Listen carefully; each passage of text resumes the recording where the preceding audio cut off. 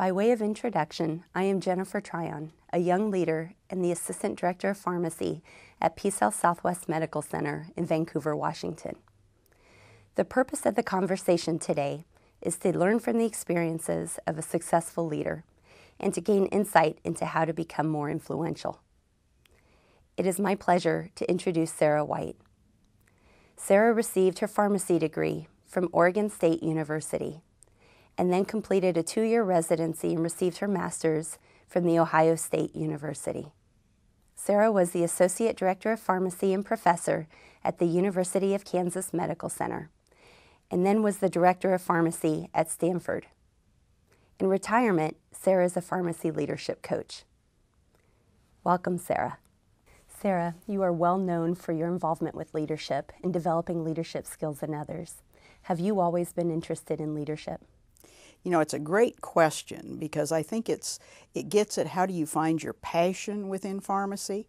And clearly, I didn't have any idea about leadership when I started out. I was intrigued in high school. For some reason, I read biographies rather than novels, and I remember reading about Thomas Edison and other great inventors and the impact they had.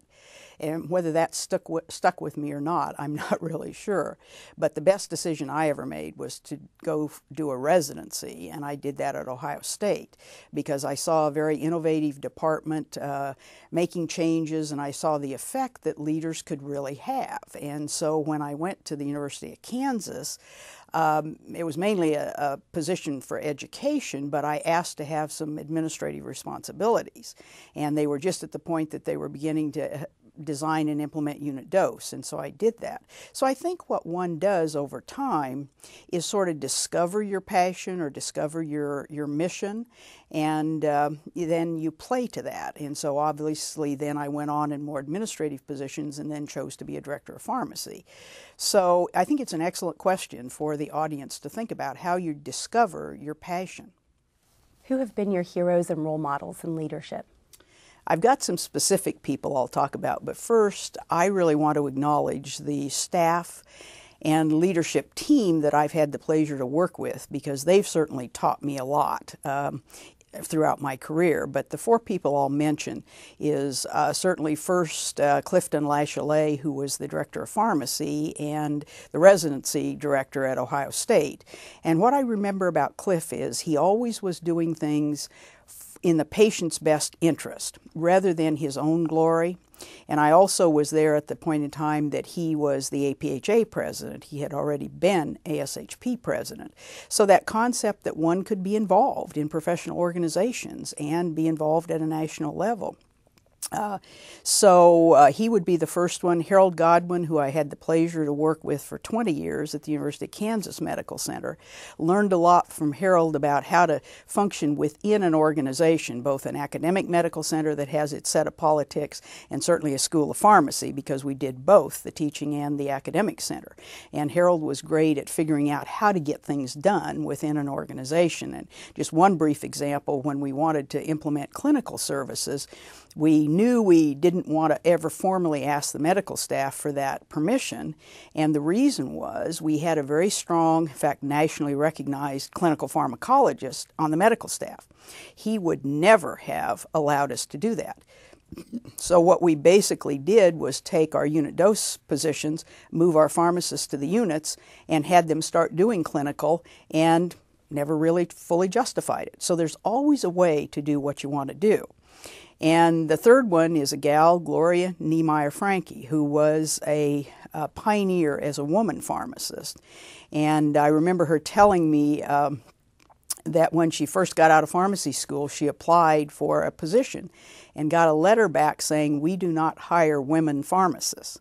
And she was a spunky gal, and she went on to be very influential in the profession and was instrumental basically in developing what we now call international pharmaceutical abstracts, and was the first executive secretary before Joe Otis for ASHP. So, you know, being successful as a woman was a good role model from her. And I think the last one I'll list is Joe Otis. I had the pleasure of being on the ASHP board and serving with him, and watching again, Joe had such integrity and such what's the right thing to do. And in his case, it was what's the right thing to do for the profession. And you learn a lot from observing successful people. And I think that's a message to our audience. Watch successful people, even if it's things that they don't do that you don't like, don't do those, but make sure you observe and pick up because you're evolving your own skill set. So heroes and things are very important to think about. With so much leadership potential, you could have chosen any career path. Why did you choose to pursue a career in pharmacy? You know, to just give some perspective, I grew up in a very small town in northeastern Oregon. It was a population of a little over 1,000. And so I don't know that I knew much about pharmacy. I was kind of fascinated in high school with science. And I think some of that may have come from the fact that my mother was a diploma nurse. Both of my folks were in the Second World War. And I was born in 1945, right at the end of the Second World War. And I remember my mother talking about she had been stationed as an Army nurse at the Presidio in San Francisco. And she talked about giving this wonder drug as an investigational injection. And what it turned out to be was penicillin. And she said before that we only had the sulfa drugs. And so in my lifetime, from being born in 45 to now, all of the medications that have actually come about, and what a wonder drug that was. And I think that science concept, and neither of my folks had gone to college. She was a diploma nurse. And so the concept, if I had stayed in one of the sciences, I would need a master's or a PhD. And it was a big deal just to go to college. So I think she probably suggested pharmacy as a good career for a woman who might have children and get married. Neither of those two things I actually did, but I've loved pharmacy. I love the physical and the biological sciences. And I love that we've got so many options of things we can do. At that point in time, I had no idea I would gravitate towards administration and leadership. But I think just the fascination in pharmacy. And it's always neat to ask people sort of their story because everybody has a different story of how they got into pharmacy. What have been the greatest influences in your career? You know, again, I think that's a great question. It made me think about what have those been. I think early on for me it was having opportunities because my first position, I had actually worked a couple of years getting out of school and was kind of bored with practice. And a friend and I went to Europe for a summer, and then people had mentioned these residency programs. And once I came out of the residency, there were lots of opportunities. And I was, I guess, naive enough maybe to jump at those. And those were things like speaking around the country. At that point in time, in kind of the early 70s, we were evolving IV admixture programs. And so there was a whole series of seminars that a number of us presented teaching pharmacists how to make IV admixtures because we didn't ever learn that in school.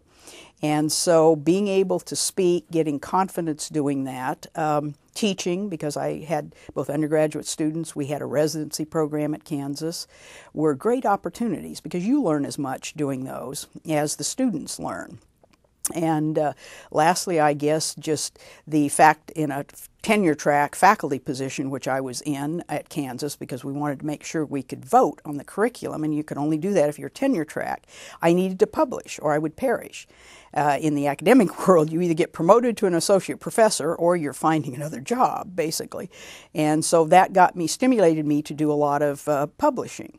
And where that has paid off for me down the road is not only the confidence and the ability to do those things, but then as I kind of approached retirement, and people suggested when I'd called Henry Manasseh, the exec of ASHP, and said, you know, I'm thinking about retiring. He said, why don't you think about coming to Washington, D.C., spending 3 or 4 months and doing what we call a scholar in residence. And basically what you do is study some topic and then publish on it. And so I did that. And what I looked at was what's the status in health system pharmacy of leadership. Did some surveys and found interesting data that then I was able to publish that we are potentially having a leadership crisis because I found that of the current directors as of data in 2004, approximately 80% of them, because they were getting close to retirement age, were not anticipating continuing in their positions for the next 10 years. And I think the surprising aspect is that's not necessarily, I mean, you just expect that to happen, was that the current practitioners, we only had about 30% that would even consider moving into those positions. And so what that sort of did was rekindle, if you will, the interest in leadership and leadership training. And for me personally, I've gotten a lot of speaking engagements from doing that. So having the skill set, the confidence to do those things, and then I knew how to publish, and some other things that I've done recently that I've always wanted to do is publish a series on what I call success skills, how to be successful as a pharmacist, and was able to do that because I'd had some publishing experience. So I think all of it lends itself well. So I guess to sum it up, you know, seek out opportunities, volunteer for opportunities, and then as you get some experience, make those opportunities. You know, a good example of making the opportunity is the recently published book by ASHP that's called the Pharmacy Leadership Field Guide that you helped me edit along with Mike DeCoxey. And we were able to design a book, a very case-based approach, very practical, and have new practitioners write the cases and then a veteran mentor give advice. And so those are, again, making opportunities as well as seizing those. The recording of the conversations, like the one that you and I are having here, is a concept that you thought up and developed. What was the purpose and the background for why you developed the conversations, and how do you see these being used by pharmacists? Well, let me give you a little background. When I think the first mid-year clinical meeting that I went to, there were like 300 people. And now, as our audience knows, it's like 20,000 plus. And so it was much easier as a younger practitioner to meet the current leaders, the influential people, and get to know them and benefit from their expertise. And what I found over the last few years in mentoring young folks is it's very difficult for them to get to know people. And so I thought, what if we had these recorded conversations? And so that twofold, you could learn from the experience that the person has had. You could also see their personality and get to know them a little bit, so that if you did see them at a meeting, you wouldn't hesitate to go up and talk to them. And so we have, I think, about 12 to 15 of these recorded. And I see them used for, you know, any kind of practitioners. We have posted an hour-long conversation, and then we've cut it into two parts. There's part A and part B if you want to do it with students or your staff or residents and have a discussion and see what points they pick up and as a learning experience for them. So our plans are to continue to add more people as influential leaders in health system as, again, a way to bridge sort of the expertise with the younger practitioners. As a seasoned veteran, you have undoubtedly seen many changes over time in pharmacy and in healthcare. What was pharmacy practice like when you entered the profession as a new pharmacist, and how have you seen it evolve? Well, and again, remember, I'm graduating in 1968, and it's interesting because what we role-played and practiced in pharmacy school was how to not tell a patient the name of their drug if they ask us, because that was still the purview of the physician. So basically, in a health system or in a hospital at that point in time, the nurses on any unit had a number of stock bottles of medications. And so what pharmacy service was, they would send down their empty bottles in kind of a little basket tray. And so what we were doing as pharmacists was just filling the bottle back up, and it would go up to the nursing unit. We didn't see physicians' orders, and so we were astute enough to realize that we were asking nurses to do things that were really not their training nor their interest. And so the first thing that evolved was we need to see a copy of the physician's order. And so we just merely put an NCR sheet behind the physician order form, and then it was torn off and sent down to pharmacy. Then what we decided is that we needed to provide more patient-identified medication. So we developed a system that was called an individual patient prescription. So if, for example, the order came down and you were to receive a drug for 4 times a day, the average length of stay at that point was 5 days, believe it or not. So we would send up 20 labeled for you. So then what the nurse had were your medications, small quantities, labeled on the unit. So that was kind of that evolution. About that point in time, we started thinking about IV admixture programs. I do remember in my first hospital a nurse calling, and at that point they would have the ampules and vials for injectables on their unit. And she called and she said, I had this clear vial, and the way they would administer is put it in what's called a buretrol, an inline chamber. And she said, when I injected that in, it got all white and cloudy. Is there a problem? And of course, we couldn't expect her to understand the physical compatibilities or incompatibilities. So we set about designing IV admixture programs. And we had to make our own mini bags at that point in time because there was those were not made. And then we began to say, okay, how are we going to label these? We don't want to have to label them individually. So somebody found, and technology starts early on, a Selectric typewriter that you could program a card. And so you would have the drug name and the frequency, and then you would just add the patient name in and then run off the labels you needed for the next 24 hours. And so as we did that, we thought, well, that isn't really a pharmacist role. Can we use some secretaries or what became pharmacy technicians to actually make all those labels, deliver, get the orders back and forth? And so we evolved the IV admixture program concept. And then we began to look at medication errors and realized that even in the individual patient prescription system, we were still having errors being made. And so people began to experiment with what became unit dose of setting up the medications for each of the major medication pastimes. So we literally, in the beginning with unit dose, you delivered 4 card exchanges, drawer labeled for the patient, only those doses that were needed in that time frame. And so that evolved the unit dose concept. And along the way, we realized that we were getting, at that point, I did a 5-year college degree for a baccalaureate, that we knew a lot about medications. And so why weren't we up there with the physicians helping in the prescribing decision process? And that was the clinical pharmacy of moving into. I had gotten to read one patient chart in college and had not really gone to see patients or been on rounds. And so then we've evolved it into computerizing our operations for both our billing and our labeling, and evolved the clinical. And then now, of course, we have automation that puts the medications on the nursing unit. And before I left Stanford, it's interesting, when I went to Stanford Hospital and Clinics in 1992, they were still a manual pharmacy system and transcribing on profiles. And so we computerized it. We then automated, so we weren't filling unit dose carts anymore. And then we implemented a computerized physician order entry system where the physicians actually wrote the orders.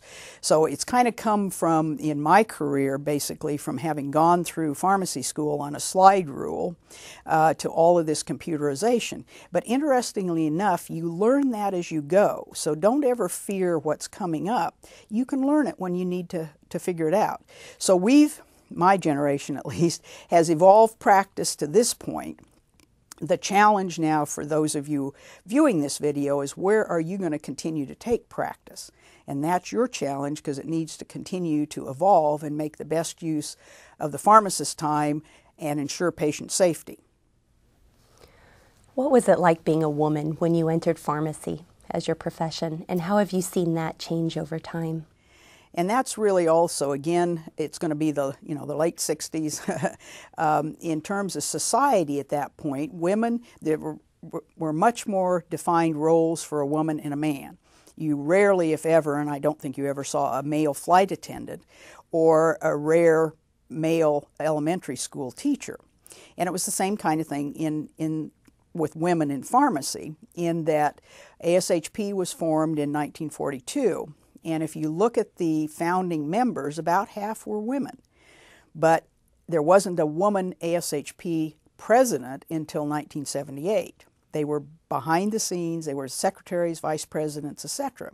And in my personal case, I shudder now, but I remember very vividly in high school being nominated for student body president and declining that because it should be a guy. And, that's just was the way it was. I was vice president and things like that. So it's been nice that society has evolved that a man or a woman can do anything. And so there are very few women in my pharmacy class. But then we evolved it into where now it's about equal in the profession, and obviously there are many more women in pharmacy school than there are males, and other men can do a lot of different things. So it's just part of I think, the societal evolution of things. And what do you think are some of the greatest challenges facing pharmacy today? And what role does leadership play in helping us address those challenges? Well, and interestingly enough, everybody's talking about the doom and gloom because of healthcare reform. But if I think back in my career, early on, we could charge for anything. And if we needed to increase our services and cover our costs for FTEs, we just upped our drug charges. Well, then came what's called DRGs, and that was doom and gloom because it was a capitated system. And what it meant is we just had to figure out how to justify our services in a different way. And so it's that same kind of time now. Use the changes as a fantastic opportunity to again maximize the use of pharmacists. And it goes into how is our practice model set up. And our practice model is basically how we deploy our resources, where we work, how we work, what are we doing. And we need to continue to evolve that into whatever the next future is going to be. So I think we've got to be willing to take some calculated risks, like those first pharmacists who went up and went on rounds were pretty courageous because they knew they spent a lot of time trying to learn the patients because they knew they were going to be put on the spot with questions. But if they hadn't taken those first steps, we wouldn't be near where we are as a profession now. So whatever those next steps are, we need to be willing to do that. And there's a current initiative, the PPMI, the Pharmacy Practice Model Initiative, that we're underway about how should we, again, allocate our resources. And so I think we need to continue this service evolution on behalf of our patients and our colleagues. You've had a very successful career as a leader. The Associate Director and Professor at the University of Kansas Medical Center, Director of Pharmacy at Stanford, a past president for ASHP, and a Whitney Award winner. What, in your opinion, are the keys to a successful leader? Well, let's talk about it really in two phases, a successful pharmacist, and then let me add in the successful leader. I think a successful pharmacist needs to, first and foremost, be the CEO, the Chief Executive Officer of their career, meaning that you take responsibility for how your career is evolving. You don't fall into a victim. If you're unhappy, make the changes that need to be made. And along with that then is defining for yourself your practice vision. What's the ideal way you want to practice? And set that as a goal and try to work towards it.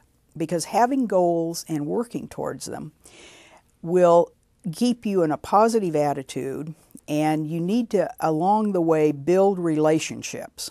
I wish I'd understood earlier on the power of the relationships. And what I'm talking about are not only the people you work with in the pharmacy, but those that you interface with throughout the organization. And a relationship is knowing somebody well enough to know what their interests are, knowing your own interests, and knowing a little bit about each other personally, so that you're reacting as Sarah and Jennifer, not, a role to a role. Because then you are looking in a cooperative fashion to what's the best for our patients. So relationships are key.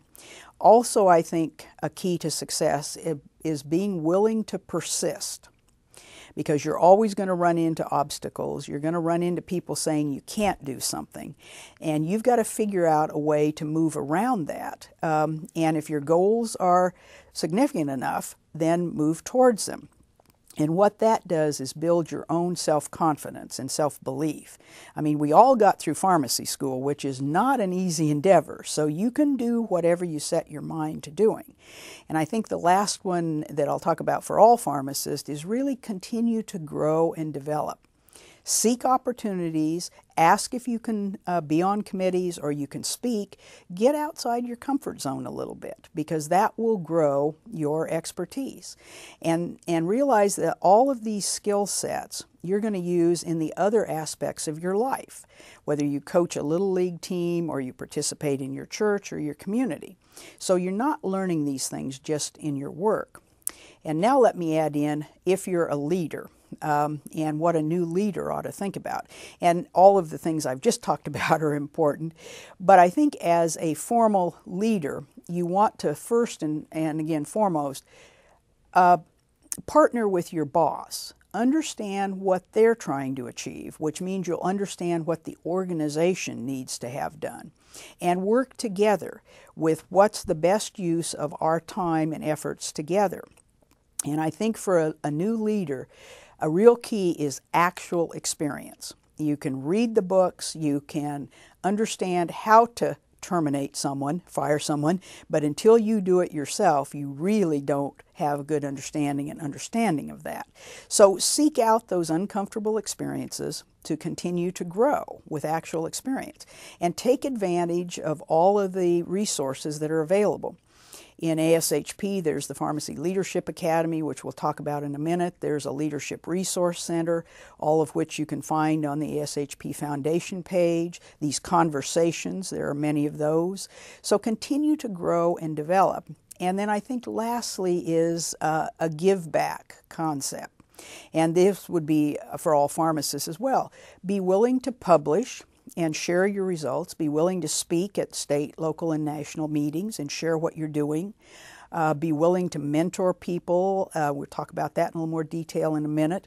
But give back, because people have helped you, so be willing to do that, because you learn a lot in that process. So those are just a few. There are many, but those are a few of what I would say success skills are. Sara, you have mentored many leaders in pharmacy. What is the significance of mentorship in a career? I think this is a key question, because I don't know that I understood this early on. Certainly when you do a residency, your preceptors mentor you, and certainly Cliff Lachalet, every time he saw it at meetings, he would always say, "What are you doing about this? What are you doing about that?" But let me step back and say that I think to be successful, every pharmacist and every pharmacy student must have a mentor. And what a mentor is to me is someone who is doing or has done what you would like to do.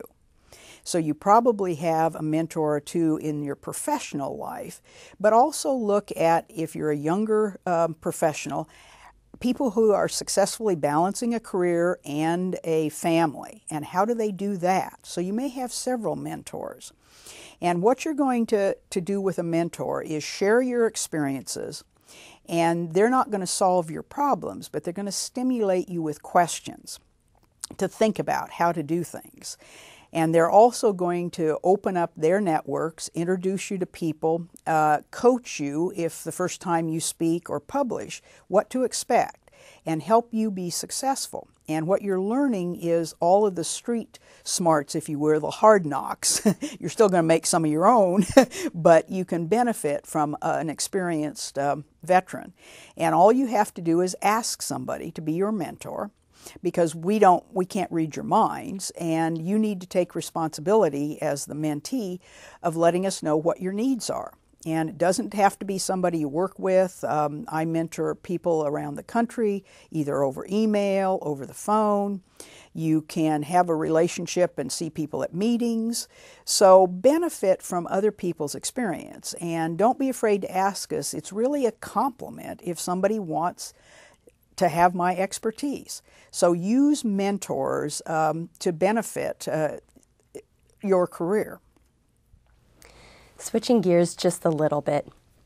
As a faculty member of the Pharmacy Leadership Academy, the PLA, which is an ASHP Foundation totally online curriculum and program for new and aspiring leaders, you've presented and developed the concept and the module of leading yourself. What does it mean to lead yourself? And this is material that I wish I had learned earlier on too. Leading yourself simply means handling yourself so others want to work with you. So what does that mean? It really means handling the normal human emotions that we all have, the anger, the fear, the worry, in a constructive way. And I think the best thing I've ever read and always talk about is the Stephen Covey pause. You know, it takes two to have an argument. So if somebody's yelling at you, your best bet is to pause momentarily and think about what's my best response here versus just automatically yelling back. And so that ability to control yourself a little bit, I think, is very handy. So we cover that material. We also deal with an area that I hadn't been introduced to for a long time, and it's called self-talk. It's this internal dialogue that we all have with ourselves.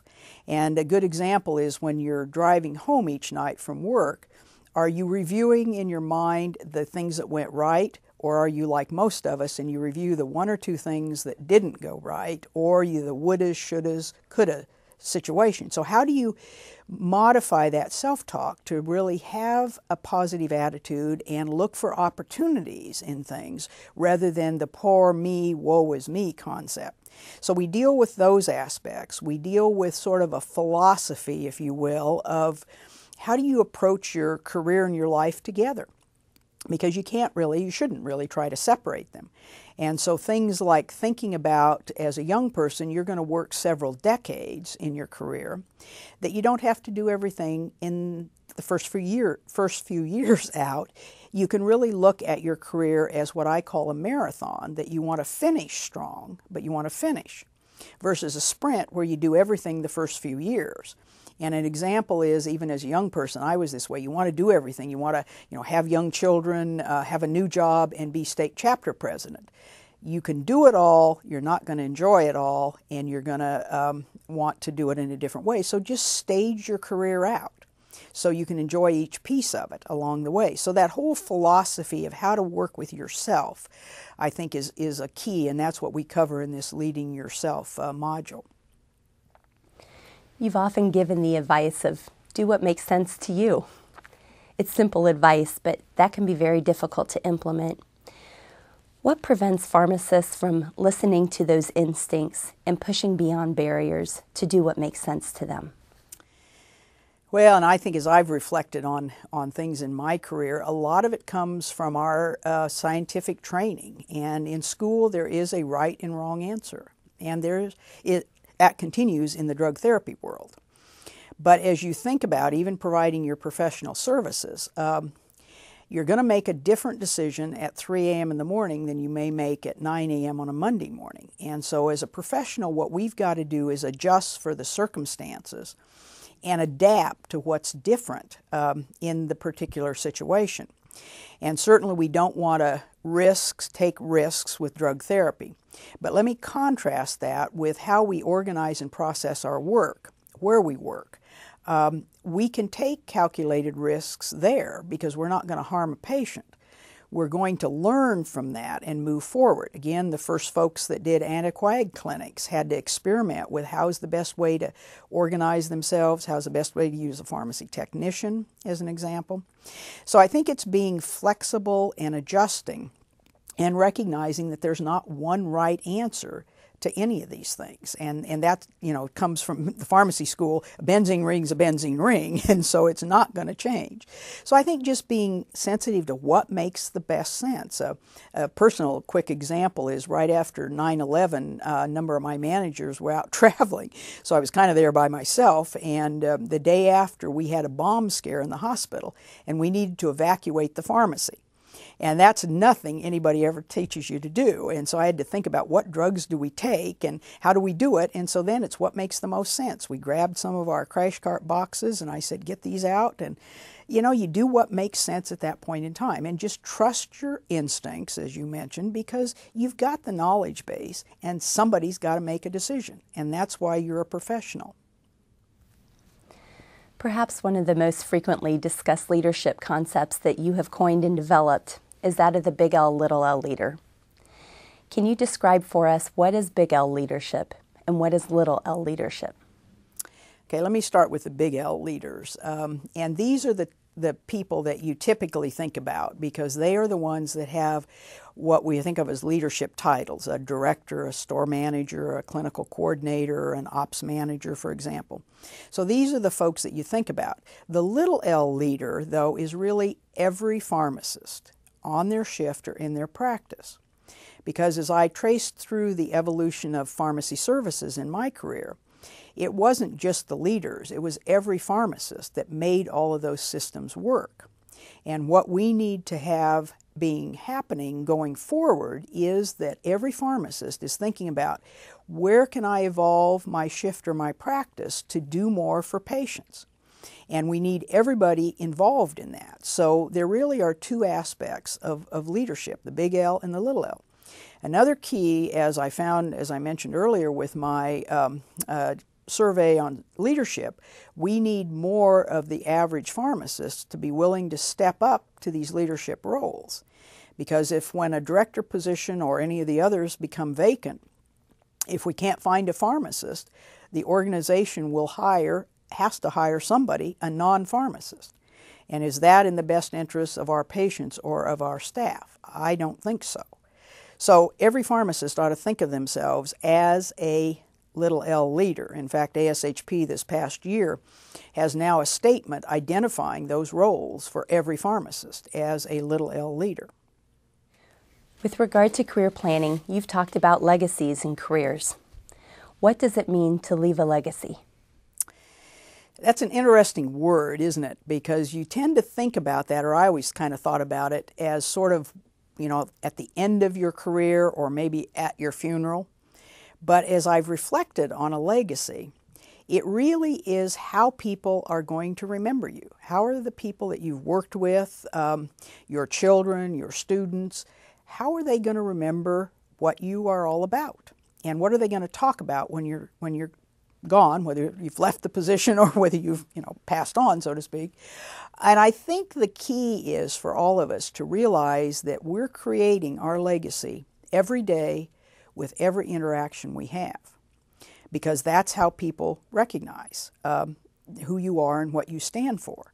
And that goes back to that leading yourself and being a little conscious of how often you blow up and how often you irritate people.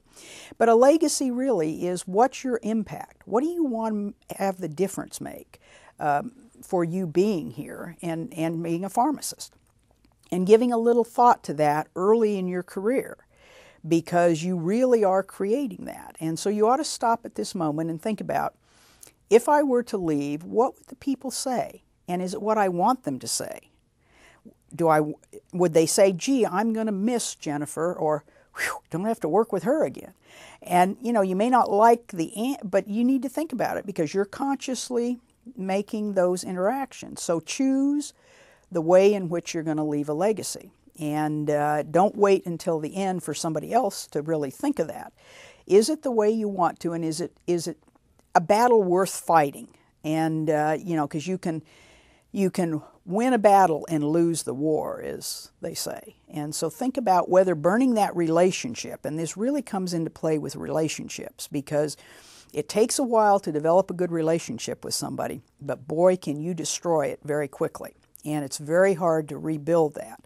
So again, that pause, is this the best way to handle this before I just shoot my mouth off? And if you do make a mistake, which all of us do, and blow up, then just go back and apologize. Nobody expects you to be perfect. They do expect you to take responsibility for your actions. And I think in the email world, be very careful. If you're irritated when you write an email, don't send it. Wait 24 hours, and it'll look totally different, and you'll be happy you didn't fire that off. And the same way, when you're about to blow. And so walk away and say, let's talk about this later, or let me get back to you later, unless it is something that has to have a decision now. And that's, again, that leading yourself, of being in control enough that people want to work with you. Sara, what do you think your legacy has been? Well, I think any person is really too close to know their own true legacy. But let me tell you what I hope it is. I hope it is that the people I've come in contact with I've helped them move towards their potential, achieve their greatness. I hope I'm seen as having helped the evolution of our pharmacy services from, what I began in the pharmacy with to what we have now. I think lately I've renewed the interest in leadership training. I've certainly had the pleasure of working with over 100 residents in my career, which has really been a pleasure. So I think it's the people relationships. That's what I missed a lot when I retired, whereas most of the people, there are some that, as all of us, would not wish to continue that relationship. But I think that has been the fun part of my legacy. And again, I'm going to be too close to ever know what that is. I will tell you one story, though, that's kind of interesting, I think, that illustrates a little bit about this legacy issue. Several years ago, I was speaking at the Florida Society. And after my talk, this pharmacist came up and he said, I really want to thank you. And what he talked about was he was an architectural student at some point in the past at Kansas. And he was interested in pharmacy.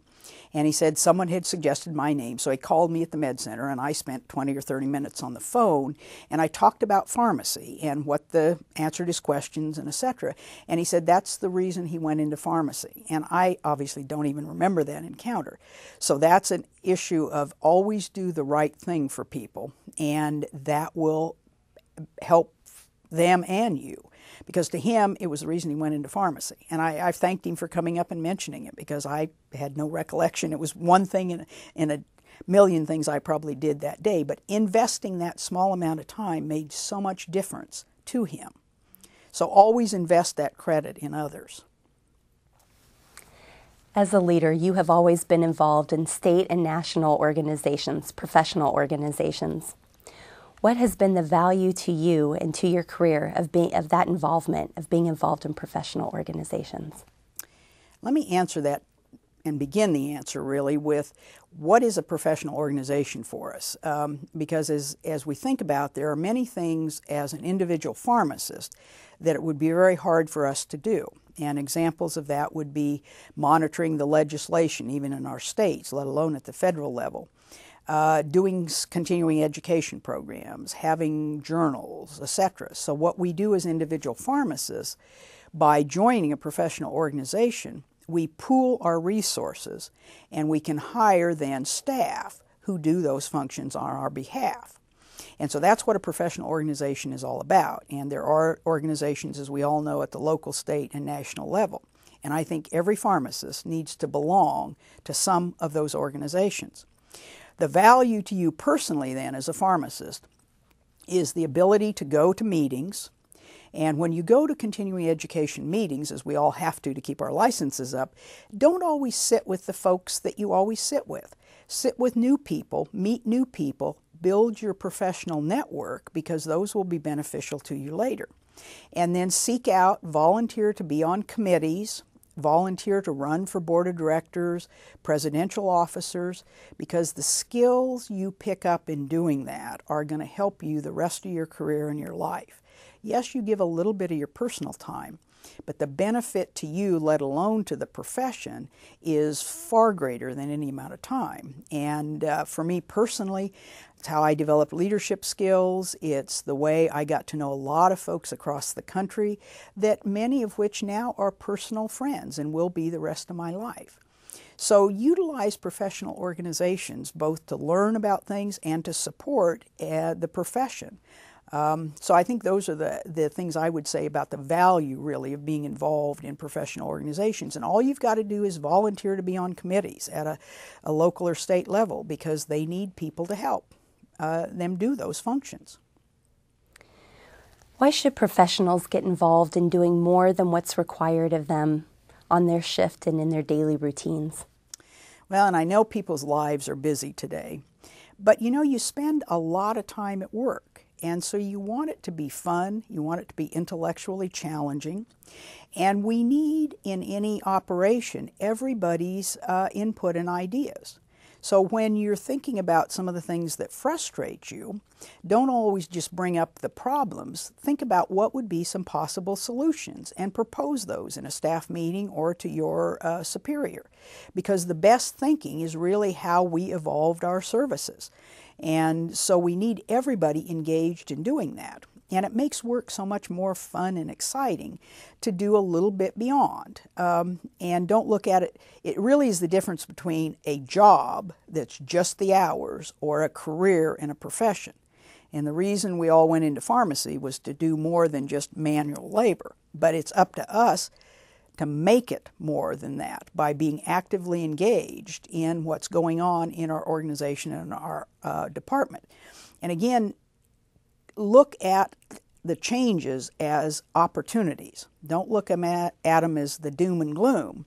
How can we use this to pharmacy's advantage? And how can we help our patients? Because remember, we're all going to be patients someday, and many of our family members are patients. And we want the best possible pharmaceutical care for them. And it's up to us to figure out how to do that in each of our organizations and departments. What has been the greatest piece of advice that's ever been given to you? I think the whole concept that you can do whatever you put your mind to. When I was looking for a director position, the job in California at Stanford, I wasn't licensed, and would mean I needed to take the California boards, and I'd been out of school about 30 years, I think, at that point. Really wish I'd have done that when I came out of school, but I didn't. But I knew that was going to be something I had to do. And when I took the job, I set my mind to doing that. Went back and memorized the top 200 like we did when we were in school, found there were a lot of Me Too drugs, because at Kansas we had a pretty tight formulary. But I was able to pass the board. So, I mean, you can do anything you put your mind to. And I think that piece of advice, having enough confidence in yourself to figure it out, may take you a while, may not. I was prepared to take it a second time if I had to, but you will get it done. And I think that is I think the best advice I ever got. And what would be the greatest piece of advice that you would give to pharmacy professionals? I think to really view ourselves as the valuable contributor that we truly are, and to do something that I know feels very uncomfortable, but to market ourselves and toot our own horns to those outside of the pharmacy. Because we tend to assume that the nurses and the physicians that we work with, the administrators in our organizations, really understand what we do and the value we bring. And I would challenge you that that's not really true, because we aren't telling our stories, and we aren't saying, here's what we do, and here's what we could do. And I know that feels a little uncomfortable, but how else are they going to know? We can't just wait to be discovered. And so we need to push those boundaries a little bit, and we need to be willing to do new and innovative things, like do an anticoag clinic or do something else. I mean, having gone through pharmacy school, in my case, no computers, you learn it as you go. You know, I was so happy when I got to Stanford, the internet was coming on board, so I took a class, and then I went back to my office and I pushed the print button and it printed, and I'm going, whoa, I can do this. So don't ever be intimidated by things that you can't do. But pharmacy is such a great profession. We have so much knowledge. The public has never needed us more. We need to maximize that.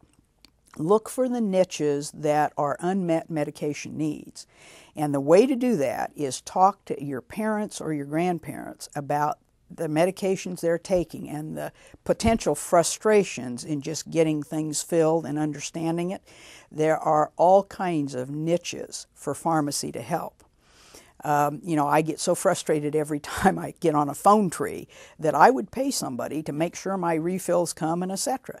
So get outside of that box, stretch the boundaries, and take us the next steps further. And so that, you know, if you're sitting in my place in several decades, you can talk about what has evolved in your career that you've been part of, because that's going to be the significant impact, the difference that you've made that you're going to feel good about. Pharmacists are trained very well technically.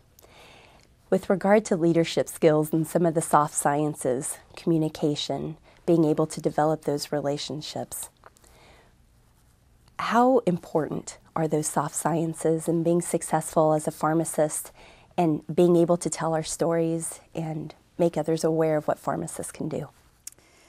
As I reflect on it, I think they are really important. And again, most of us went into science without that as a a need. But I think it's so critical that you're able to work effectively with others, and that's not only your patients but the other health professionals in a collaborative sort of way. And it's not that complicated. You just have to watch how other successful people do it. We all sit in a lot of meetings today or listen to a lot of lectures. Just watch how the people who get what they want do it, and how the people that turn everybody off, how they do that, and make sure you're not doing the latter. And then look at where to be influential. And so, it's a matter of just opening yourself up to that and not being so pure in the science to not want this, what my staff at Stanford would call touchy-feely, but it's the way in which organizations function. And so you want to be effective and influential, and so you need to just pick up some of those skill sets. But it's very easy to do, and then you will be that much more successful and happier and challenged in your career. You have a bit of a unique role on a publicly traded company at Omnicell. What is it like to be a corporate board member? That is really an interesting experience for me. I kind of had that opportunity as I retired, and I probably would have declined it had I not been retiring because it would have been a conflict of interest. But the corporate world, in some ways, it's like healthcare in that there's a lot of regulations. Being publicly traded, we have to comply with all of the Securities Exchange Commission regulations. I traded narcotic control for that, but it's the same concepts. I happen to chair the governance committee of the board, and so there are certain things we have to do, like we had to do in healthcare. And so I make sure we've tested those things because we have to be able to prove that.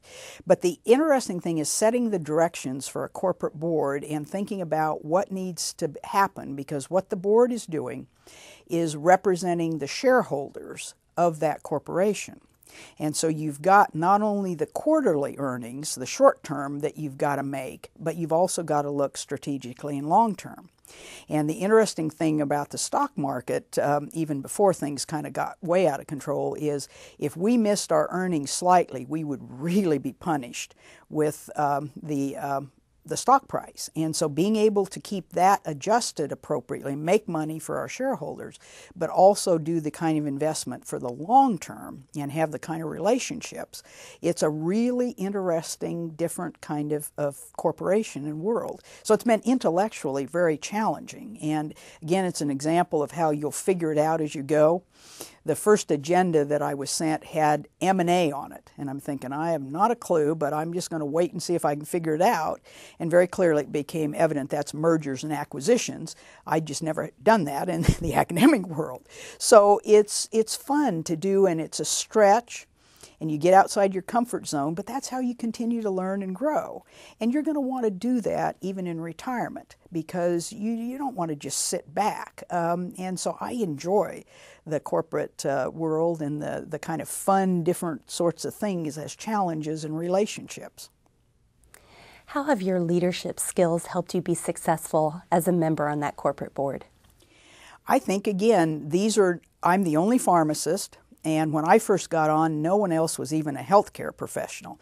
So building relationships with venture capitalists, for example, that I have not a clue what they do, nor they have a clue what I do, but you build that on a personal level. And it's the same sort of thing. And then being willing to, step up and volunteer for committees and volunteer to chair a committee. And you do that the same way you did in the professional organizations. And so the same skill set of, not making every issue a problem, thinking about where you can make your biggest impact and providing it there, and then being willing to do things that will support and help the company is just like you did with your organization. So it's the same sorts of skills, it's just how can you best apply those. Sara, you've talked about a career as a marathon and not a sprint. In that marathon of your career, how did you know when it was time to make a career change? And what did you do once you had made that change to set yourself up for success? Well, and I think as a young person, when I went to Kansas, I figured maybe I'd be there, 5 years. I was there for 20 years. And I think the key for me was I continued to grow and develop. And had I felt like I was not doing that, I probably would have moved on sooner. But in working with Harold Godwin, he was ASHP board member, he was president, and therefore I got to do a lot of his roles while he was gone.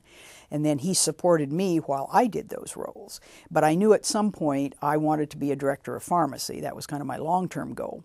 I also recognized he was probably not going to leave. And so at that point I started looking around and saying, where are the positions that I might be interested in? And I took a while because there were several I interviewed for that would have been great positions, but just the lifestyle there didn't feel right. And people had always told me that, you know, it'll eventually feel right. And I'm thinking, well, that's not very scientific, but they were actually very right, because there are the scientific things you look at, but then there's also how are you going to feel living in that area. So I think I think the answer to the question is when it's time to leave. Just don't be desperate about it. Take your time, make sure it's the right move, and then do it. And it's going to be different for everyone, because we're all different in what's happening where we're looking. I think the key again is don't be a victim. Don't stay someplace if you're unhappy, because you've always got choices. None of them are ever going to be ideal, so there's always going to be trade-offs, but make those as conscious decisions and be in charge of your career, as we talked about earlier on. Thank you very much for your time today, Sara. It's been my pleasure.